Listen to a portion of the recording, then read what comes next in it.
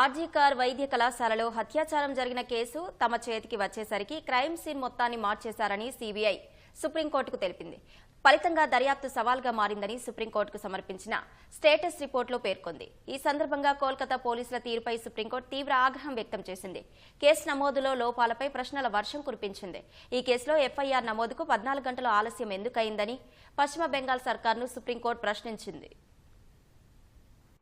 వైద్యురాలిపై హత్యాచార ఘటనపై సీబీఐ కోర్టుకు status report సమర్పించింది. ఇందులో కీలక విషయాలను న్యాయస్థానం దృష్టికి తీసుకెళ్లింది.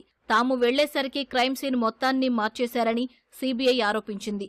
కేసు నమోదు చేసిన 5 రోజుల తర్వాత తమకు దర్యాప్తును అప్పగించారని పేర్కొంది. దీంతో ఇప్పుడు దర్యాప్తు సవాల్గా మారిందని నివేదించింది.